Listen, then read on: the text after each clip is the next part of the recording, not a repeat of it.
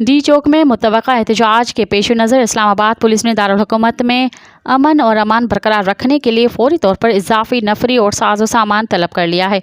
Police ज़रा के मुताबिक इस्लामाबाद पुलिस ने पंजाब और सिंध पुलिस से 3-3 हज़ार एहलकार मांगे, जबकि 4,000 FC एहलकारों की फौरी फराहमी का भी मुतालबा किया है। पंजाब कांस्टेबलरी से 10,000 आंसू गैस शेल और 500 टीयर गैस बंदूकों समेत एंटी राइट्स किट्स भी तलब की गई हैं। पुलिस ज़रा का मज़ीद कहना है कि इस्लामाबाद पुलिस ने वज़ारत दाखिला को हंगामी बुनियादों पर सिक्योरिटी फोर्सेस और मतलूबा साजो सामान फराहम करने की दरख्वास्त की है, जिस पर वज़ारत दाखिला ने फौरी अमल दरामद की हिदायत जारी कर दी है। मज़ीद ख़बरन ऐं तफ़सीलात लाइ विज़िट कयो असांजी वेबसाइट www.awamiNewsHD.com ऐं ॾिसंदा रहो अवामी न्यूज़ HD।